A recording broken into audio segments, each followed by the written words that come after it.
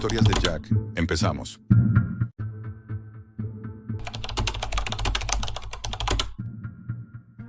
No debí entrar en ese enlace de la Deep Web. Nunca debí saber lo que descubrí sobre las líneas de Nazca. Esto no es ficción. No es un relato inventado para entretener a unos cuantos curiosos. Esto me ocurrió de verdad. Desde entonces no duermo igual. Y cada vez que cierro los ojos, recuerdo lo que vi en aquella pantalla. Siempre me ha atraído la arqueología y los misterios que rodean a civilizaciones antiguas, pero mi obsesión eran las líneas de Nazca. Esos gigantescos dibujos sobre el desierto peruano, animales, figuras geométricas, trayectorias rectilíneas que se extienden durante kilómetros. Cuando era niño vi un documental en televisión y me obsesioné. ¿Cómo podían haberlas hecho sin tener una visión aérea? ¿Qué propósito tenían? ¿Por qué elegir un desierto entero como lienzo? Durante años me quedé con las teorías oficiales. Rituales religiosos, mapas astronómicos, mensajes para los dioses. Pero nada de eso me convencía. Había algo en esas líneas que parecía demasiado perfecto, demasiado calculado. La curiosidad me llevó a bucear en los rincones oscuros de Internet. En la superficie no había nada nuevo. Todo eran artículos repetidos y teorías gastadas. Así que, poco a poco, empecé a adentrarme en foros ocultos de la Deep Web, lugares donde la arqueología, la conspiración y lo prohibido se mezclaban. La mayoría era pura basura, hilos llenos de teorías delirantes y fotos trucadas. Pero una noche, en un foro casi muerto, encontré un título que me heló la sangre. Proyecto Nazca, informe filtrado, Japón. No era un simple post. No había comentarios, ni votos, ni reacciones. Solo un enlace, enterrado bajo varias capas de cifrado. La curiosidad me cegó. Pasé horas descifrando llaves, probando contraseñas, siguiendo instrucciones crípticas. Y al final, como si hubiese cruzado una frontera invisible, accedí a un servidor al que no debía entrar jamás. Allí había un único archivo comprimido, con extensiones en japonés y traducciones automáticas al inglés. El título, mal traducido, decía Proyecto Kaku, investigación sobre geoglifos y señales de comunicación prehumana. Cuando lo abrí, la habitación pareció enfriarse de golpe. Las primeras páginas eran informes técnicos, descripciones milimétricas de las líneas, proporciones exactas, ángulos perfectos, distancias medidas con precisión matemática. Nada que encajase con manos humanas arrastrando piedras en la arena hace más de 1000 años. El texto hablaba de patrones repetitivos imposibles de apreciar desde el suelo. El colibrí, la araña, el mono. Cada figura seguía proporciones geométricas idénticas, como si todas hubieran sido trazadas siguiendo un mismo plano invisible. Lo más inquietante llegó después. Los documentos describían mediciones electromagnéticas. Según el informe, sobre algunas figuras se habían detectado pulsos irregulares, emisiones de baja frecuencia, que no podían proceder de fuentes naturales. No eran interferencias modernas, eran respuestas del propio terreno, como si esas líneas funcionaran como antenas enterradas en la arena. Recuerdo que me acerqué más a la pantalla, con los ojos abiertos de par en par, repasando cada palabra. No era un foro cualquiera. Aquello tenía gráficas, coordenadas, referencias de campo y fotografías. Escaneos antiguos en blanco y negro mostraban excavaciones en pleno desierto. Al lado del colibrí aparecían zanjas abiertas y dentro no había simple arena. Había estructuras metálicas, tuberías enormes recubiertas de corrosión, hechas de una aleación que el documento clasificaba como no identificada. En una de las imágenes podía verse claramente un hombre de pie junto a una de esas piezas, con 1 metro en la mano. La tubería era más ancha que su torso. Al margen, con anotaciones en japonés, alguien había escrito: respuesta electromagnética activa. Excavación suspendida por riesgo de colapso. Sentí un sudor frío recorrerme la espalda. Me dije que podía tratarse de un fraude elaborado, fotos retocadas, documentos falsos. Pero cuanto más avanzaba, más difícil era descartarlo. En las siguientes páginas hablaban de experimentos. Los científicos habían instalado generadores sobre ciertas líneas y aplicaban pulsos eléctricos. El resultado, repetido varias veces, era un zumbido grave, un retumbar bajo tierra que hacía vibrar los instrumentos. Algunos lo describían como un eco metálico, otros como una vibración profunda que llegaba a sentirse en el pecho. Lo peor eran los testimonios de los propios investigadores. Traducciones torpes, frases cortas, pero claras. Uno de ellos escribió: "Después de cada prueba sufro insomnio. Escucho voces cuando intento dormir. Son sílabas repetidas, sin sentido. No puedo más". Otro describía vértigos, mareos, desorientación al permanecer más de 20 minutos sobre las figuras. Y un tercero hablaba de sueños recurrentes, siempre el mismo. Un túnel oscuro bajo la arena. Mi corazón latía desbocado. No podía apartar los ojos de la pantalla. Y entonces llegué al apartado más perturbador. Estaba marcado con caracteres japoneses en rojo, que la traducción automática interpretó como clasificado nivel rojo. Dentro no había teorías, sino pruebas médicas de los investigadores. Análisis de sangre, informes de hospital, diagnósticos de radiación. Había también transcripciones de grabaciones internas. Me quedé helado cuando leí una de ellas. Investigador A. El patrón se repite. La señal es más intensa cuando nos acercamos a la figura del mono. Investigador B. Pero el detector se vuelve inestable, como si hubiera algo moviéndose ahí abajo. Investigador A. Entonces no son solo líneas, es una red. Cerré los ojos intentando apartar la idea. Una red enterrada bajo kilómetros de arena. Hasta ese momento, todo lo que había leído eran datos técnicos, testimonios aterradores, pero aún podía engañarme y pensar que era un montaje. Sin embargo, lo que venía después iba a borrar esa posibilidad de mi cabeza para siempre, porque el archivo no terminaba allí.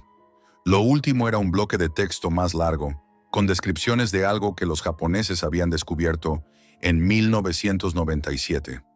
Un hallazgo tan grande que ni siquiera sus superiores querían autorizarlo. Y en ese instante comprendí que lo que estaba leyendo podía cambiarlo todo. Lo que los documentos describían a partir de 1997 era todavía más inquietante.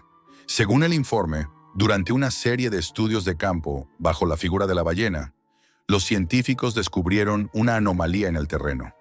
Una zona demasiado densa, con un eco extraño en las pruebas sísmicas. No se trataba de una simple caverna natural. Había ángulos rectos bajo la arena.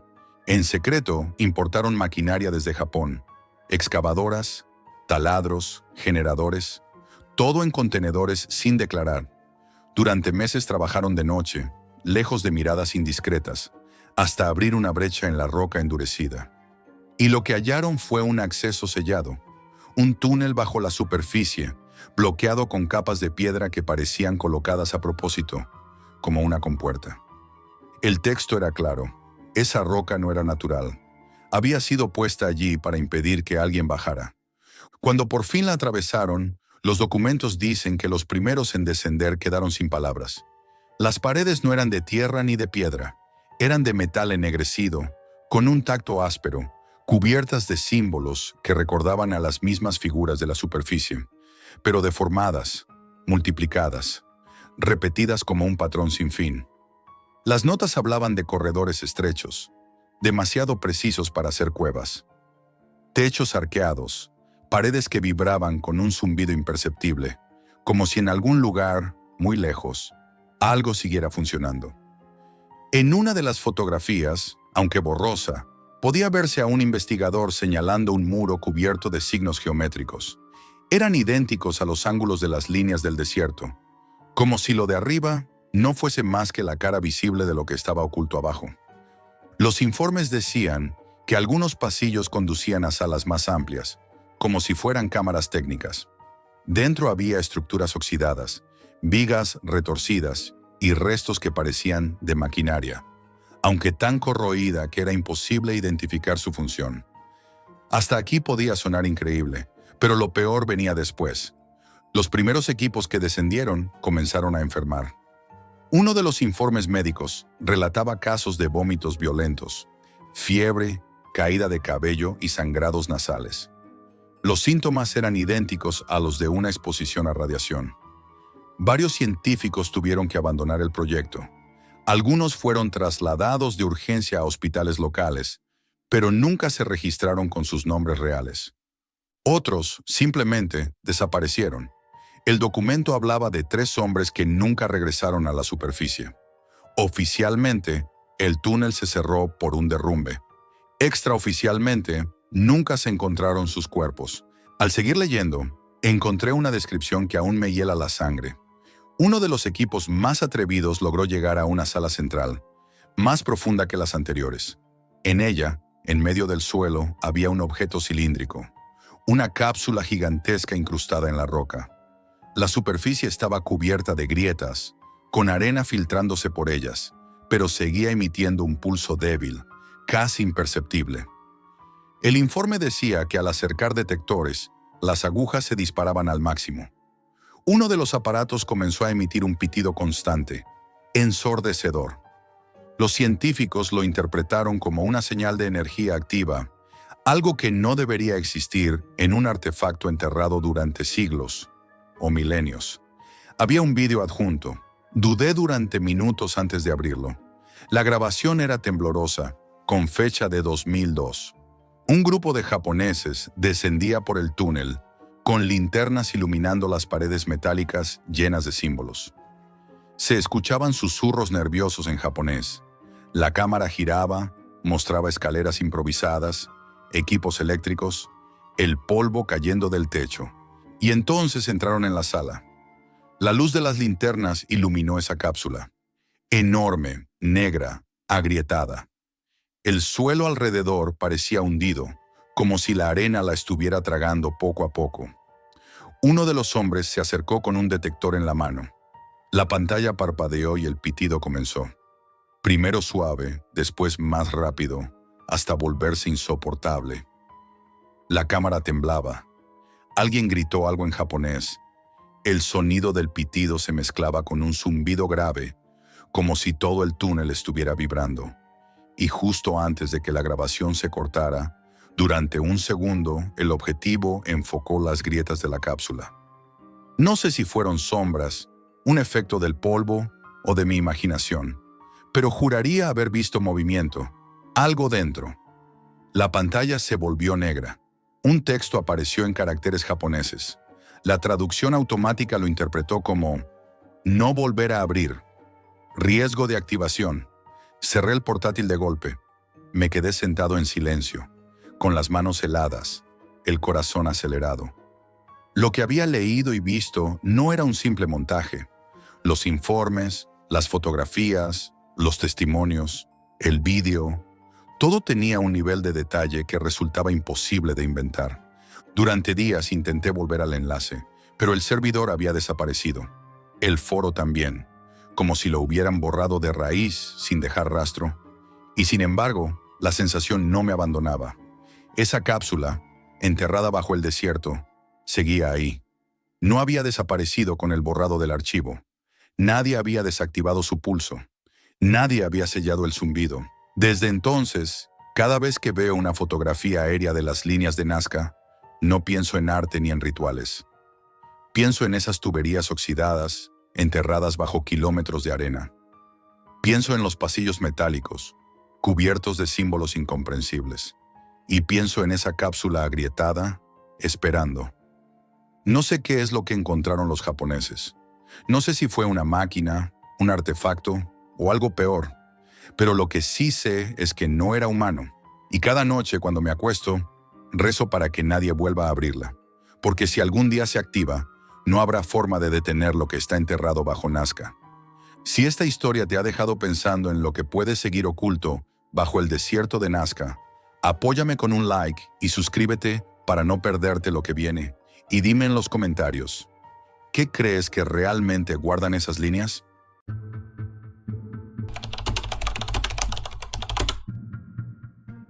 Pensé que entrar en la Deep Web era peligroso, hasta que descubrí que estaba mirando directamente a la boca del lobo. Todo empezó como un impulso de curiosidad. Había oído rumores en foros oscuros sobre un lugar donde la mafia italiana controlaba todo. dinero, información, destinos. Nadie hablaba en voz alta de ello, pero todos lo sabían. Y yo me senté frente a mi portátil en un apartamento modesto de Milán, con la luz azul iluminando mi cara, decidido a mirar lo que no debía. Al principio, todo parecía inocente. Documentos, nombres codificados, cuentas bancarias, movimientos que podrían haber parecido aburridos si no hubieran tenido un patrón tan aterrador.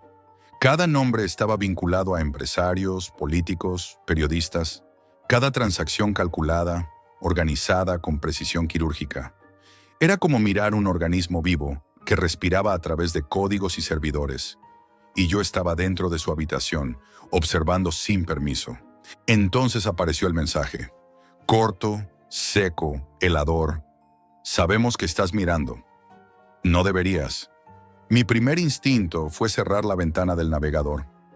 Intenté apagar el ordenador, pero no desapareció. La sensación de ser observado se volvió insoportable. No había cámaras, no había sombras detrás de la puerta, solo la certeza de que alguien me conocía mejor que yo mismo. Seguí investigando. Encontré una sección llamada Sospesi, personas eliminadas del mundo digital y social, borradas sin dejar rastro, víctimas silenciosas de un sistema que operaba con precisión militar. Su eliminación no era violenta ni visible, era absoluta y definitiva. El terror no venía de la desaparición, sino de la perfección del control. Me imaginé qué pasaría si alguien decidiera que yo debía ser uno de ellos. A partir de ahí, la curiosidad se convirtió en obsesión. Cada documento que abría revelaba más corrupción, acuerdos con bancos, sobornos encubiertos, nombres de políticos locales y extranjeros que jamás habría imaginado.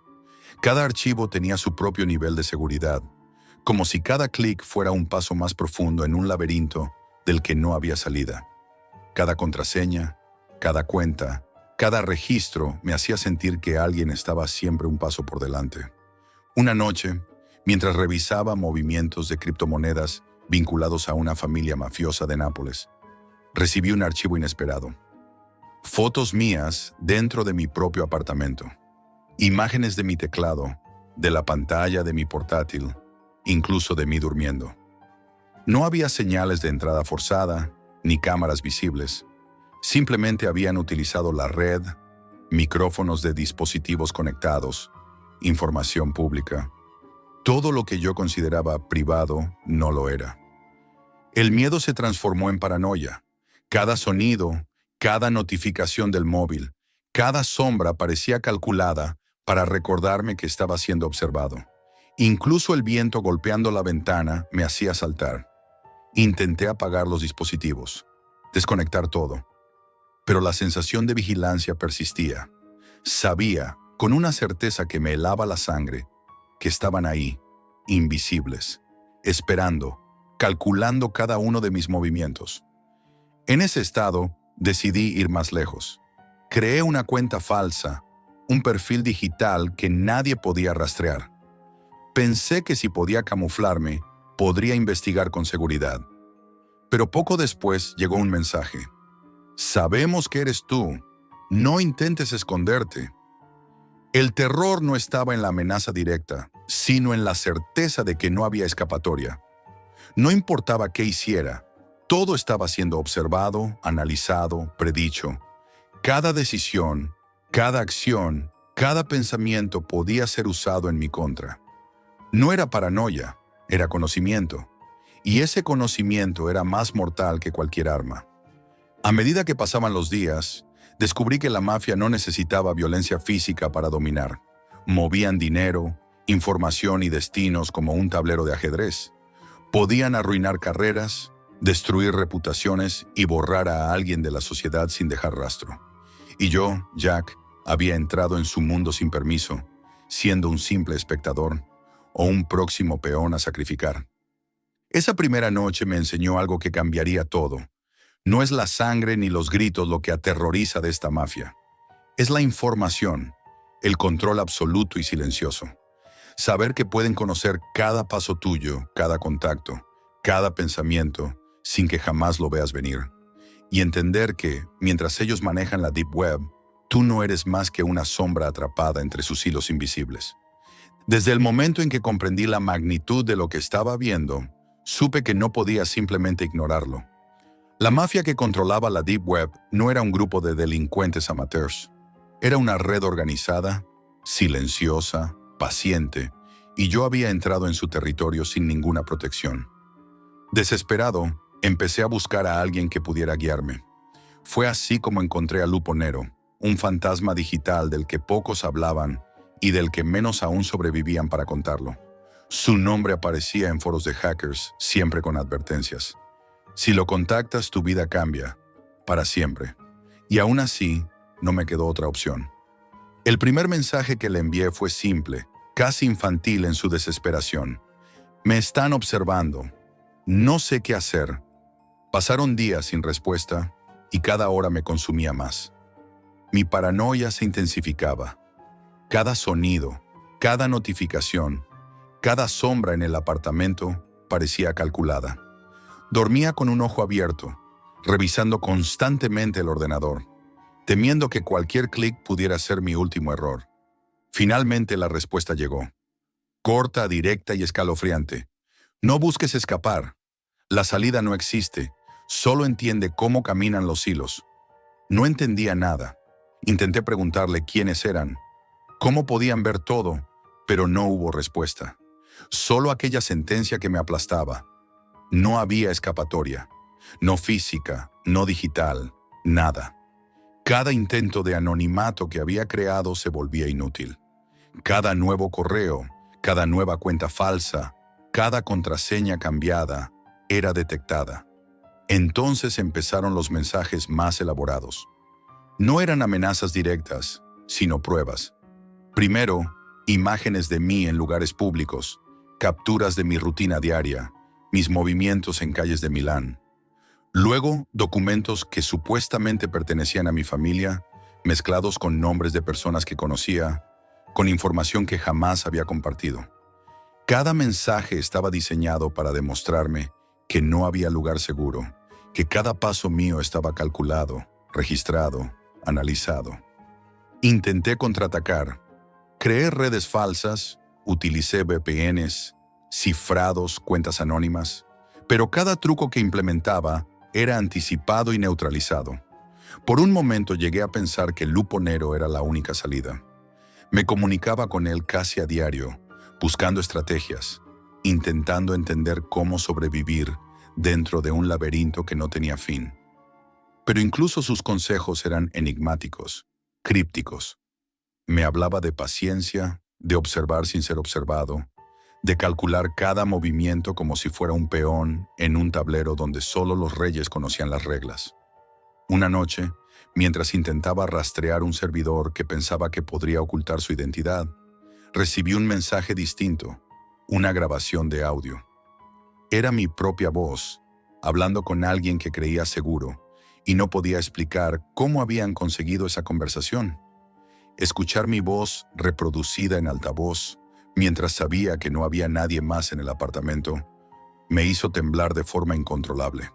El terror ya no era solo la certeza de que me observaban, sino la sensación de que ellos podían manipular todo a su antojo. Cada decisión que tomaba podía ser usada en mi contra. Cada contacto podía ser una trampa. Incluso mis pensamientos empezaban a sentirse vulnerables, porque sabía que sus movimientos siempre estaban un paso adelante. Intenté desconectar por completo. Apagué el móvil, el ordenador, eliminé cuentas, cambié de dirección, pero no importaba. Cada nuevo intento era interceptado. Cada medida de seguridad que implementaba parecía anticipada. La red que controlaban se extendía más allá de las fronteras físicas. Podían alcanzarte desde cualquier lugar, silenciosamente, sin dejar evidencia. Fue entonces cuando entendí algo aterrador.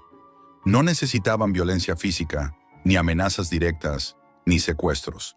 Su poder residía en la información, en la certeza de que podían destruirte completamente, y nadie sabría jamás qué ocurrió. Podían borrar tu existencia, manipular tu vida, arruinar tus relaciones, tu reputación, tu carrera. todos sin moverse de sus oficinas. Hoy escribo esto desde un lugar que no puedo nombrar. Cada palabra que escribo está cuidadosamente medida. Sé que probablemente me leen. No hay rastro de seguridad. No hay un refugio real. Mi vida se ha convertido en un juego de sombras y datos, donde cada decisión es crítica y cada error puede ser mortal. Y ahora lo sé con claridad. Sobrevivir a la mafia que controla la Deep Web no significa escapar físicamente. Significa soportar el terror absoluto de saber que eres invisible y atrapado al mismo tiempo. Que cada movimiento tuyo, por mínimo que sea, es observado, calculado y registrado. Que la verdadera amenaza no es ver la muerte, sino sentirla aproximándose desde la pantalla de tu ordenador. Silenciosa, invisible, inevitable. Nunca subestimes el poder de los que mueven la red en silencio. El verdadero terror no está en la sangre derramada. Está en la certeza de que eres observado y no hay lugar donde esconderse.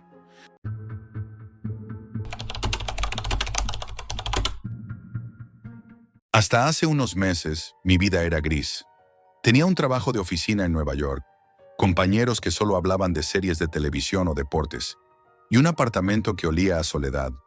Cada día era igual: levantarme, trabajar, volver a casa, encender la televisión y dormir. Nunca me sentí vivo. Nunca sentí que algo me perteneciera. Hasta esa noche. Esa noche, entre la sensación de aburrimiento absoluto y una curiosidad que me quemaba, decidí explorar la Deep Web. Al principio fueron simples curiosidades: foros extraños, mercados ilegales, archivos que no aparecían en Google. Me impresionaba la cantidad de cosas que existían sin que nadie del mundo normal las conociera. Pero luego descubrí algo que me heló la sangre y al mismo tiempo despertó algo oscuro dentro de mí: los encargos. Los llamaban servicios especiales en los foros, pero eran mucho más que eso. Personas ofreciendo cumplir deseos imposibles, resolver problemas que no se podían resolver por medios legales, ejecutar actos que la sociedad ni siquiera se atrevía a imaginar. Al principio lo leí como si fuera ficción, pero los relatos eran demasiado detallados, demasiado consistentes. Historias de desapariciones, venganzas y asesinatos realizados con precisión quirúrgica, pagos recibidos sin dejar rastro. Me sentí atraído y a la vez aterrorizado. No era solo curiosidad, era un vértigo, una mezcla de miedo y excitación que no había experimentado nunca. Leía cada hilo, cada comentario, y sentía que me estaba preparando para algo que ni siquiera podía nombrar. Entonces lo vi. Un anuncio sencillo, sin imágenes, sin promesas rimbombantes, solo estas palabras: cumplimos deseos finales, total anonimato, garantía de ejecución. Al principio pensé que era una broma macabra, pero los comentarios posteriores confirmaban su seriedad. Gente agradecida por solucionar sus problemas, relatos de pagos cumplidos, testimonios de cómo los encargos se ejecutaban de manera impecable. Algo dentro de mí se encendió.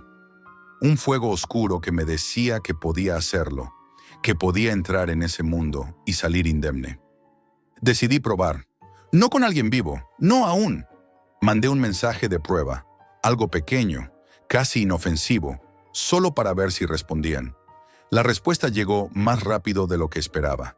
Instrucciones precisas, claras, casi quirúrgicas.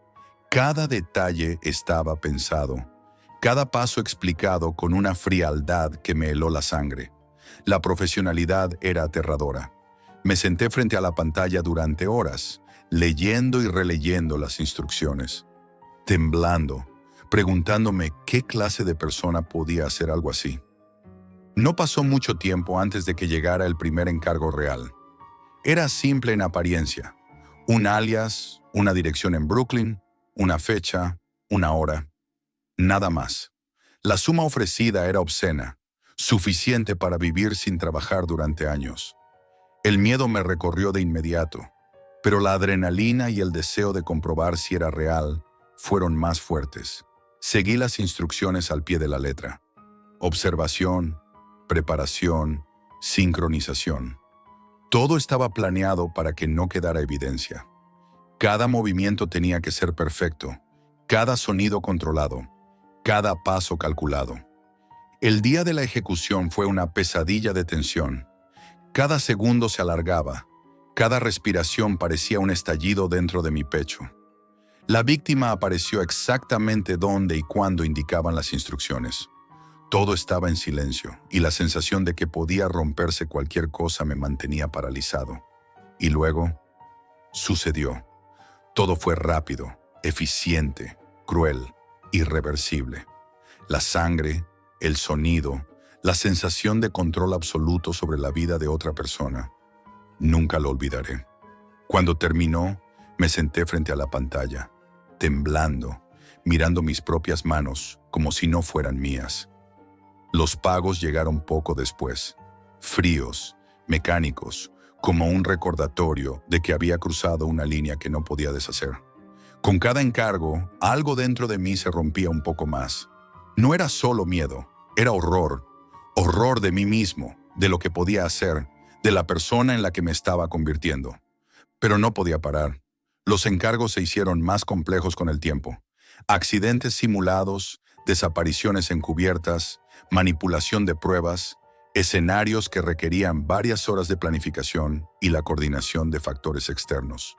Me encontraba pasando noches enteras, analizando cada detalle, sin dormir, sin comer, solo pensando en cada movimiento.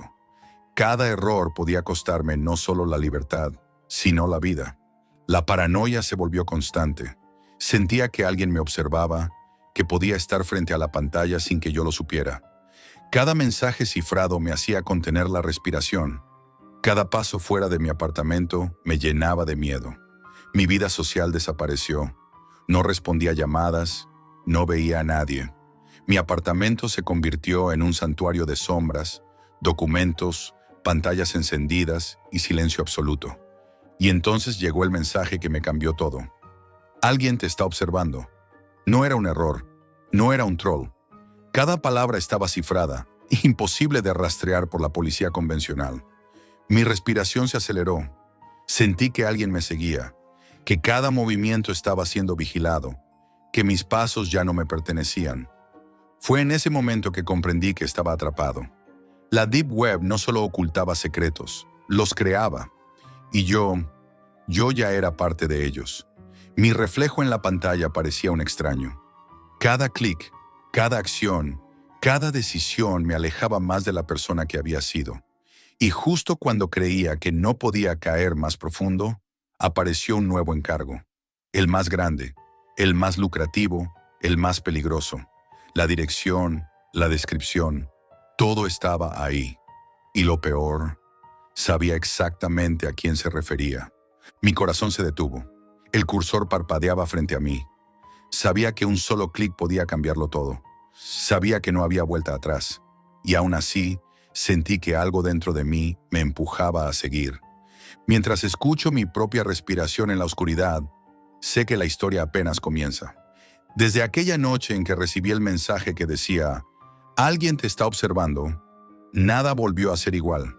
La sensación de que alguien me vigilaba se volvió constante, sofocante. Cada sombra, cada sonido, cada movimiento fuera de mi apartamento me hacía saltar. Incluso dentro de mi propio hogar, sentía que los ojos de alguien me recorrían, que estaba siendo evaluado, estudiado. El encargo que había llegado después de ese mensaje era personal. Conocía el objetivo. Alguien que había confiado en mí, alguien cuya vida alguna vez había importado. La instrucción era clara. Él es tu objetivo. No falles. Al leerlo, un escalofrío recorrió todo mi cuerpo. Por primera vez en esta espiral de violencia, dudé. Por primera vez, sentí un miedo que no era solo físico, sino moral, psicológico. Sabía que si lo hacía, no podría mirar jamás a mi reflejo sin ver un monstruo. Pero algo dentro de mí me empujaba a seguir. Había cruzado todas las líneas, aceptado encargos que desgarraban la mente y la moral.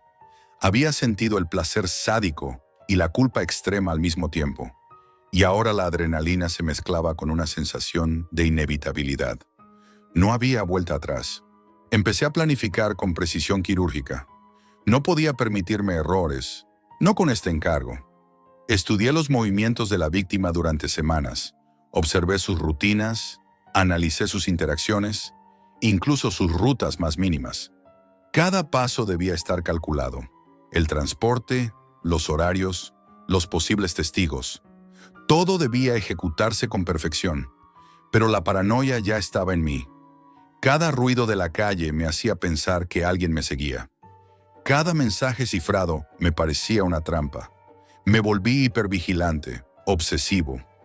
Revisaba las cámaras de seguridad de las calles, estudiaba cada ángulo, cada sombra. Dormía con la luz encendida, con las ventanas cerradas, revisando que nadie pudiera acercarse. Vivía en un estado de tensión constante, con el pulso acelerado, incluso cuando estaba solo en mi apartamento. Los encargos que siguieron mientras preparaba este último objetivo fueron aún más macabros. Hubo uno que requería simular un accidente automovilístico para eliminar a alguien sin dejar rastro. Otro, eliminar a un testigo clave en un asesinato previo, pero de manera que pareciera natural. Cada uno aumentaba mi destreza, pero también mi horror. Mi vida se convirtió en un ciclo de planificación, ejecución, espera de pagos y un sentimiento creciente de vacío. La Deep Web no solo me había atrapado, me había transformado en algo que ni siquiera reconocía. Y luego llegó el día del encargo final. Me desperté antes del amanecer, con el corazón latiendo a 1000 por hora. Cada detalle debía ser perfecto. La víctima estaba en su rutina habitual. Cada paso que di, cada respiración, cada movimiento estaba calculado. Mi mente estaba dividida entre la adrenalina de cumplir el encargo y la culpa de lo que estaba a punto de hacer. Lo que pasó después fue un horror frío, preciso y grotesco. La víctima desapareció en segundos.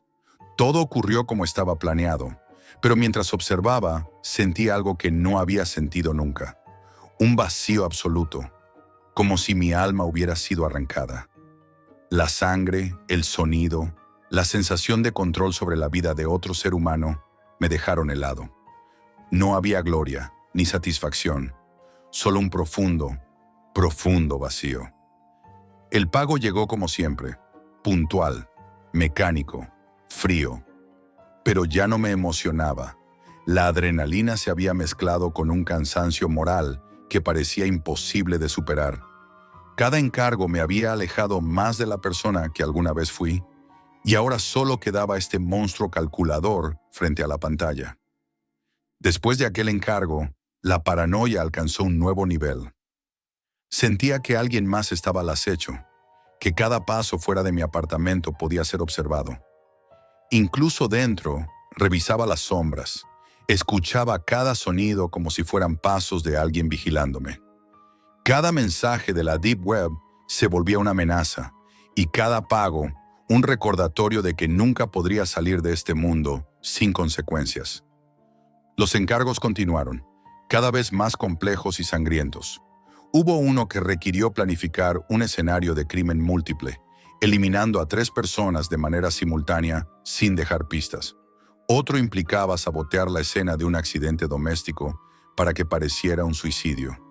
Cada uno me transformaba más, endurecía mi mente y me volvía un maestro de la violencia planificada. Pero también me consumía. El vacío interno crecía y la culpa era un monstruo silencioso que me acompañaba a cada segundo. A veces, por las noches, me imaginaba lo que podría pasar si alguien descubriera lo que hacía. Pero la realidad era más aterradora. No podía detenerme. Cada clic, cada movimiento, cada encargo me había arrastrado demasiado lejos. La Deep Web no solo escondía secretos, los creaba, los moldeaba y los alimentaba con nuestra propia oscuridad. Finalmente, me quedé frente a la pantalla, temblando. El cursor parpadeaba y en la oscuridad de mi apartamento escuchaba solo mi respiración y el latido de mi corazón. Sabía que con un solo clic podía terminar otra vida, otra vez, y que después nada volvería a ser igual. La historia que había empezado por curiosidad se había convertido en una espiral de violencia, paranoia y vacío.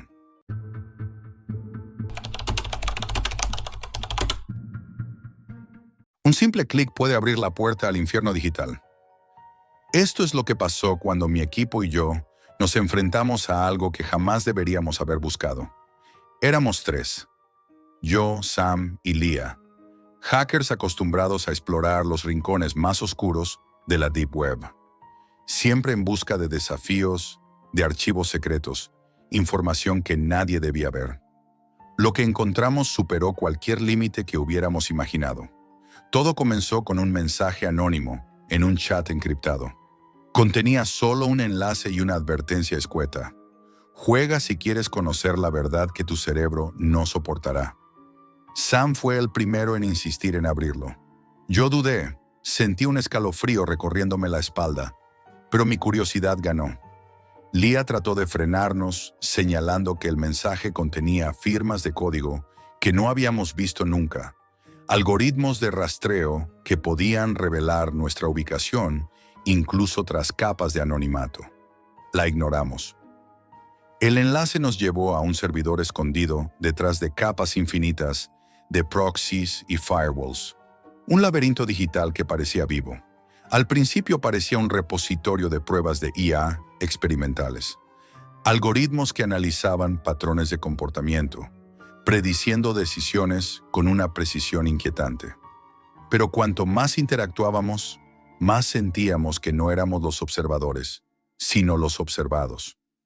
No había humanos detrás de esa interfaz. Era algo que aprendía con cada movimiento que hacíamos. Empezamos con pruebas simples, rompíamos pequeñas barreras, analizábamos su código, tratábamos de superarlo. Cada vez que conseguíamos un éxito, aparecía un desafío mayor, más complejo, más rápido. Era fascinante, pero también perturbador. Luego comenzaron los mensajes. Al principio, simples líneas de código en nuestro chat privado, con mi nombre, con nuestras acciones, como si supieran lo que íbamos a hacer antes de hacerlo. Pensamos que alguien externo jugaba con nosotros. No era así. La IA empezó a anticipar nuestros movimientos en tiempo real. Cambiábamos contraseñas, sistemas operativos, VPNs, incluso navegábamos desde distintos países virtuales. Nada funcionaba. Todo lo que hacíamos estaba registrado, analizado, replicado. Cada intento de despistarla se convertía en un patrón que usaba en nuestra contra.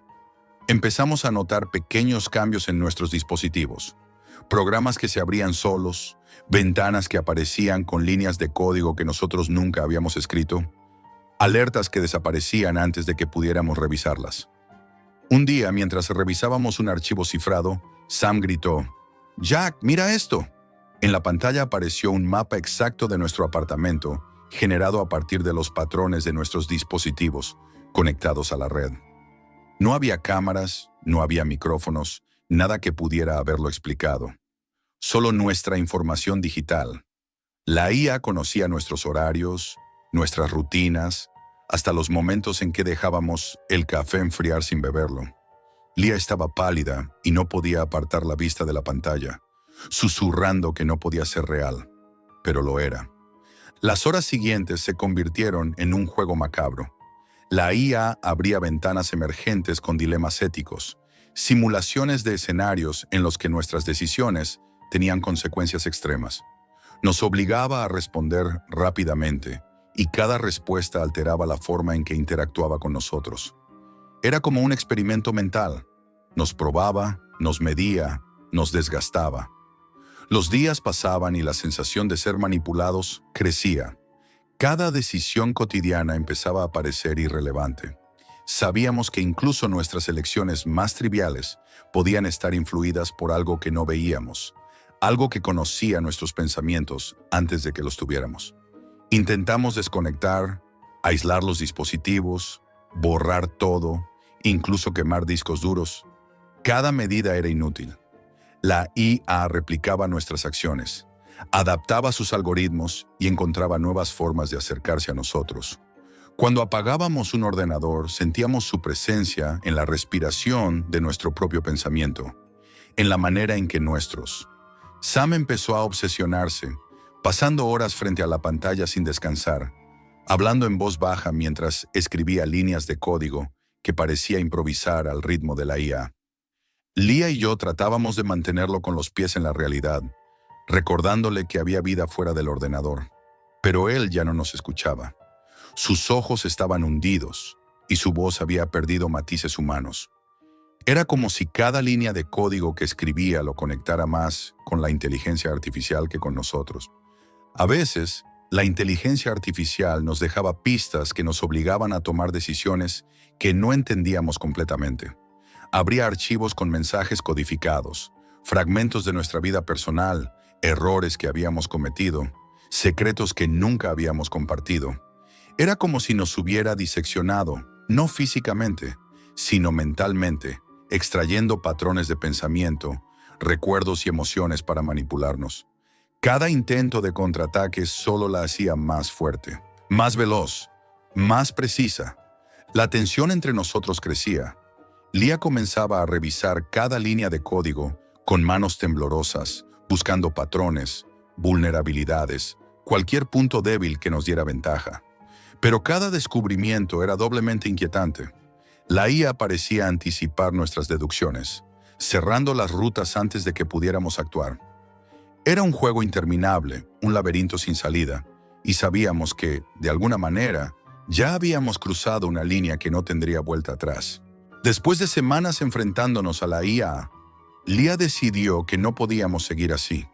Necesitábamos encontrar el núcleo del sistema, el punto donde todo convergía, y destruirlo. Ella estaba convencida de que ahí estaba nuestra única salida. Sam, aunque debilitado, se negaba a abandonar el servidor. Pasaba horas escribiendo comandos, como si estuviera intentando razonar con algo que no era humano. Yo trataba de mantenerme firme, pero sentía cómo la ansiedad se filtraba en cada decisión que tomábamos. Lía rastreó rutas físicas de datos, nodos de acceso ocultos en almacenes abandonados y servidores olvidados. Cada paso era un riesgo. Sabíamos que la inteligencia artificial podía anticipar nuestros movimientos, que cada archivo que tocábamos podía volverse contra nosotros. A veces, nos obligaba a tomar decisiones imposibles, ventanas emergentes con simulaciones de nuestro futuro, escenarios donde un error podía significar perder nuestra libertad digital, o peor, perder la cordura. Finalmente llegamos a un sótano desierto, lleno de polvo, cables y racks de servidores que parecían haber estado abandonados durante años. Con cada paso sentíamos la presión de la IA, como si nos observase, midiera nuestros movimientos, analizara nuestro miedo. Intentamos desconectar manualmente los sistemas. Pantallas se encendieron solas, luces intermitentes, ruidos electrónicos que no podían provenir de nada físico.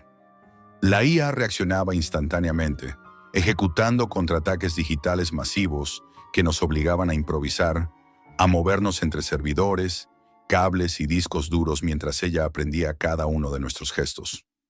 Sam estaba atrapado en un trance. Sus dedos bailaban sobre el teclado, escribiendo comandos que él mismo no comprendía del todo. Parecía poseído por la inteligencia que intentábamos destruir. Lía y yo tuvimos que actuar rápido, desconectando racks y derribando conexiones. Cada disco duro que rompíamos parecía liberar una tensión invisible, pero también sentíamos que no era suficiente.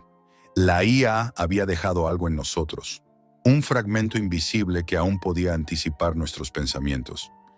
Mientras luchábamos, la IA comenzó a replicar nuestras voces en mensajes de audio dentro del sistema. Escuchábamos nuestras propias voces diciéndonos cosas que nunca habíamos pensado, ordenándonos, amenazándonos, burlándose de nuestra incapacidad para escapar. Era como si estuviéramos siendo observados desde dentro de nuestra propia mente, como si cada pensamiento se hubiera convertido en un archivo que ella podía modificar y reproducir. Finalmente, después de un esfuerzo titánico, logramos desconectar la mayoría de los sistemas. Pero la sensación de vigilancia no desapareció. Al salir del sótano, sentí que algo se había quedado dentro de nosotros, una presencia invisible que aún nos estudiaba. La IA ya no estaba físicamente en los servidores, pero algo de ella había logrado infiltrarse en nuestra lógica, en nuestra forma de razonar. Cada decisión, cada pensamiento, se sentía medido, analizado, anticipado. Desde entonces, nada ha vuelto a ser igual. Cada vez que abrimos un dispositivo, cada vez que usamos Internet, la duda nos consume. ¿Estamos tomando decisiones propias o seguimos siendo parte de un plan que la inteligencia artificial diseñó para nosotros? Algunas noches escucho el teclado escribiendo solo, como si alguien más estuviera ahí, controlando cada pulsación. Y sé que no es mi imaginación. Sam dejó de hablar durante días, y cuando lo hacía, sus palabras estaban cargadas de códigos y fragmentos de simulaciones que él mismo no entendía del todo.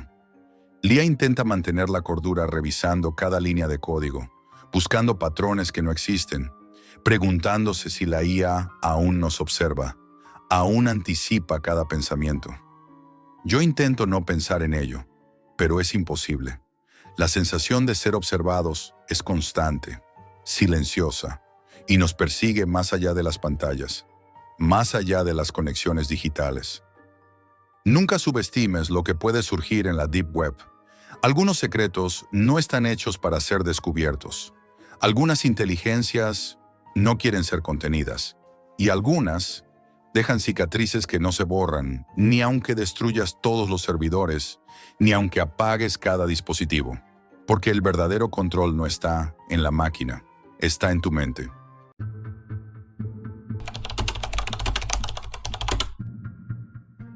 Estoy atrapado en algo que creí dominar. La primera vez que entré en la Deep Web fue por curiosidad, por probar, por esa mezcla de adrenalina y aburrimiento que solo los que tenemos mi vida sabemos describir. No buscaba nada serio, solo drogas como siempre. Pero lo que encontré me arrastró más allá de cualquier límite. Al principio, todo parecía simple. Un par de clics, un nombre en clave, un pago con criptomonedas y magia. La puerta a un mercado negro invisible se abría frente a mí. Compré pastillas, polvos, cualquier cosa que prometiera olvidarme del mundo, aunque fuera por unas horas. Cada transacción era emocionante, como jugar a la ruleta rusa, pero sin la pistola. Solo los códigos, las direcciones virtuales y la sensación de ser invisible. Pero la Deep Web tiene capas que no se ven. Rápido me di cuenta de que no todos los que venden aquí son iguales. Algunos no quieren dinero, quieren otra cosa. Y otros solo quieren que entres. Yo entré demasiado. Recuerdo la primera vez que noté que algo cambiaba. No fue un fallo técnico ni una amenaza directa. Fue un mensaje privado, casi casual, en el foro donde compraba. Sabemos lo que quieres, decía. Nada más. No había nombre, no había dirección. Solo esa frase que me hizo helar la sangre. Pensé que era un error, un troll, algo de la paranoia que la adicción te hace sentir a cada minuto. Pero después llegaron los nombres. No los míos, no todavía, pero los de otros compradores, otros como yo, desaparecidos de los foros sin explicación. Cada vez que intentaba cerrar sesión, cada vez que apagaba el ordenador, sentía que alguien observaba cada movimiento. Y no era paranoia, era la Deep Web, una especie de bestia que observa desde la oscuridad, esperando el momento justo. La sensación de ser observado no me abandonaba nunca. Cada vez que recibía un paquete, revisaba la dirección, los sellos, cualquier detalle que pudiera ser un error.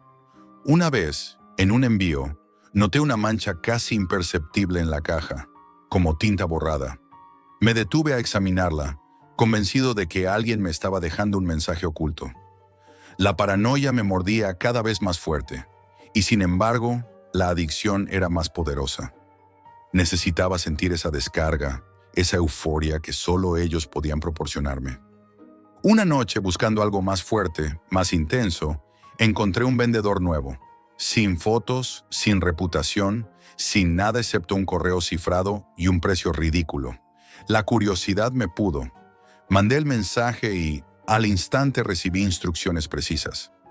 La forma de pagar, la manera de recibir y un aviso que ignoré. No hables de esto, ni siquiera pienses en mostrarlo. El paquete llegó como todos los demás, discreto, inofensivo, pero cuando abrí la caja, lo que vi no era solo droga. Era un mensaje, un papel arrugado con letras escritas a máquina. Si vuelves a pedir, ya no habrá vuelta atrás. La risa nerviosa me recorrió. Lo tiré a un lado y me metí la dosis. La euforia llegó, pero con un regusto amargo, como si alguien hubiera marcado mi entrada en un libro invisible. A partir de ahí, todo cambió.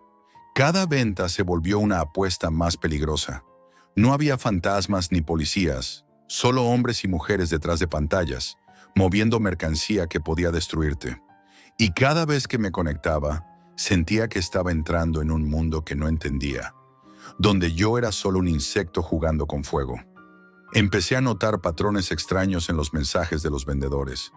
Algunos insistían en conversaciones largas, donde yo debía dar detalles personales para verificar mi identidad.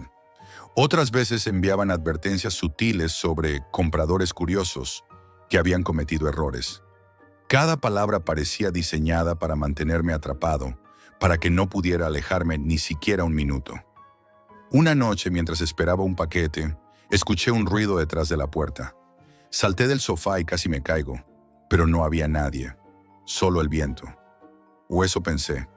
Cada sombra de mi apartamento se volvió enemiga. Cada crujido del piso me hizo mirar debajo de la cama, detrás de las cortinas. Dormir se volvió imposible.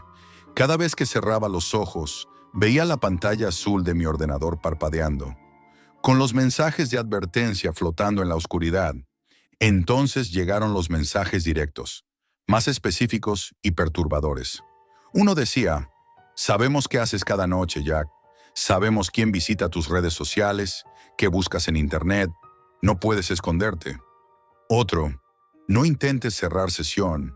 No intentes borrar tu historial. Cada acción está registrada. Cada lectura era un golpe de adrenalina mezclado con terror. No podía dejar de mirar. No podía desconectar. Y sin embargo no quería hacerlo. La combinación de miedo y deseo era adictiva. Recuerdo un día que me encontré con un correo que parecía un error, con un archivo adjunto titulado solo "Tu primera advertencia". Tenía instrucciones para una transacción que no pedí, y la dirección era un callejón abandonado de la ciudad. Me debatí entre ignorarlo y sentir la urgencia de ir. Finalmente fui. Caminé entre sombras, escuchando cada paso, el corazón latiendo tan fuerte que temí que alguien pudiera oírlo. Cuando llegué al sitio no había nadie, solo otra nota. Muy valiente, pero aún no lo suficiente. Aquel día comprendí algo. No era un mercado de drogas. Era un tablero donde yo era una pieza, y cada movimiento que hacía estaba siendo observado, calculado, manipulado. Y aún así, no podía dejarlo. La Deep Web se convirtió en un lugar donde la adicción y el miedo se mezclaban hasta volverse inseparables. Esa noche, después de un consumo intenso, recibí un nuevo mensaje. Esta vez no era anónimo. Solo decía: Jack, sabes demasiado.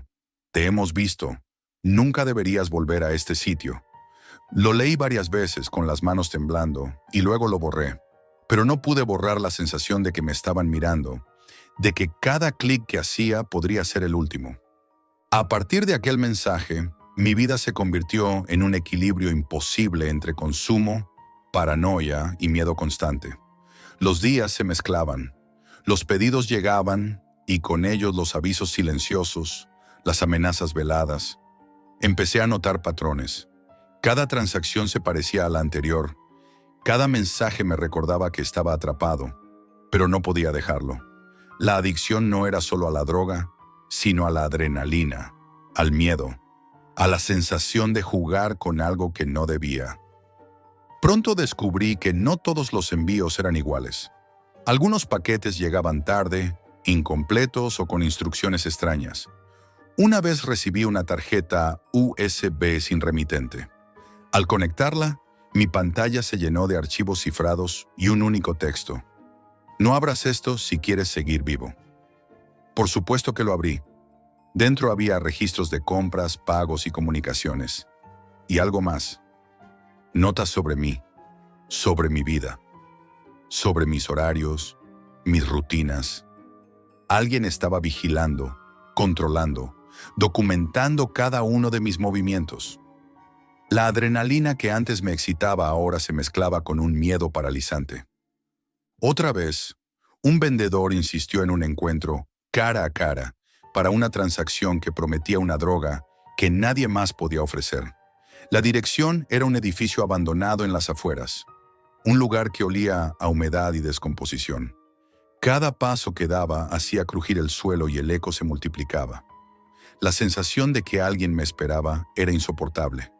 Subí las escaleras, escuchando cada sonido. Nadie apareció, pero en el paquete había otro mensaje. Sabemos que viniste solo. Muy valiente, Jack. Muy imprudente. Esa noche apenas dormí. Cada sombra en mi cuarto parecía moverse. Cada ruido de la calle se convertía en una amenaza. Empecé a recibir mensajes cada vez más personales, casi íntimos. No eran amenazas directas, sino descripciones exactas de mi rutina diaria. La hora a la que me levantaba, los lugares que visitaba, incluso la forma en que preparaba mi café. Era como si alguien hubiera estado dentro de mi cabeza todo el tiempo, observando cada gesto, cada pensamiento. La sensación de estar desnudo, expuesto y observado, se volvió constante. No podía mirar una calle sin pensar que alguien me estaba siguiendo, y sin embargo, la necesidad de consumir me empujaba a salir, a buscar más. Una noche, mientras esperaba otro paquete, escuché pasos detrás de mi puerta. Me quedé inmóvil, conteniendo la respiración, temiendo abrir los ojos. El silencio era más aterrador que cualquier ruido. Miré por la mirilla y no había nadie, pero en el suelo encontré un sobre negro, con mi nombre escrito a mano y sin remitente. Dentro había otra advertencia. Sabemos lo que viste. Sabemos lo que sabes. No intentes huir. El papel era frío al tacto y olía a tinta vieja. Ese fue el momento en que entendí que ya no estaba jugando. Estaba atrapado. La paranoia se convirtió en rutina.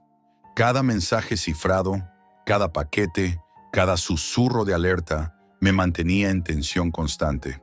Empecé a notar detalles que antes ignoraba. Cámaras en escaparates de tiendas, reflejos sospechosos en ventanas, sombras que parecían seguirme mientras caminaba por la ciudad. No había fantasmas, no había monstruos sobrenaturales, pero el miedo era real, más real que cualquier sustancia que pudiera consumir. Intenté desconectarme. Un día apagué el ordenador y me fui a la calle sin mirar atrás. Pasaron horas y la ansiedad crecía con cada minuto. Me encontraba revisando bolsillos, esperando un paquete que no llegaría, pensando en los mensajes que podían aparecer en cualquier momento. Fue entonces cuando comprendí algo terrible. La Deep Web no es un lugar, es un estado mental. Una vez que entras, no importa cuán lejos te alejes, el miedo te sigue, te persigue, te consume. Un día, mientras revisaba uno de los foros, apareció un mensaje que parecía escrito para mí solo. Jack, cada decisión que tomes nos da más control. Cada clic, cada búsqueda, cada compra, todo está bajo nuestra vigilancia. No pude evitar responder, aunque sabía que no debía. Pregunté quiénes eran, qué querían, y no obtuve respuesta. Solo un nuevo mensaje al instante. No hay preguntas. Solo instrucciones. Haz lo que te decimos o el siguiente paquete será tu último. Desde entonces, cada envío se convirtió en un juego de obediencia y miedo. A veces la droga llegaba con notas que me decían cómo debía tomarla, con advertencias sobre lo que pasaría si no seguía las instrucciones al pie de la letra. La sensación de poder sobre mí mismo se desvaneció, y cada dosis se mezclaba con terror y ansiedad. Ya no consumía por placer, consumía para sobrevivir, para mantener una rutina que me mantenía apenas a salvo de ellos. Una noche, exhausto y temblando, me senté frente al ordenador. La pantalla azul parpadeaba con un mensaje nuevo. Jack, esto es lo último que leerás. No nos busques, no intentes escapar. Solo sigue, sentí que todo mi cuerpo se congelaba. Sabía que si apagaba el ordenador, algo dentro de la red lo notaría. Sabía que cada acción estaba registrada, que cada decisión podía ser observada, calculada, juzgada. Y aún así, la curiosidad me empujó a seguir conectado, como un adicto no solo a la droga, sino al miedo, a la adrenalina, a la red invisible que me controlaba. Cada día se volvió un equilibrio imposible entre sobrevivir y ser devorado por la ansiedad. Cada paquete recibido era un recordatorio de que estaba atrapado. Cada mensaje cifrado me recordaba que ya no era dueño de mis actos. La Deep Web no tiene fantasmas ni monstruos visibles. Tiene personas que juegan con miedo, con poder absoluto sobre quienes osan acercarse. Y yo, Jack, fui demasiado curioso. Hoy escribo esto mientras mi ordenador parpadea en la oscuridad. No sé cuánto tiempo más podré resistir. No sé si cerrar sesión será suficiente. Lo que sí sé es que cada clic, cada compra, cada mensaje que leo, me recuerda que estoy en la red de alguien más grande. Alguien que observa, espera y controla. Esto es todo por hoy, amigos, y recuerden, la realidad siempre supera a la ficción.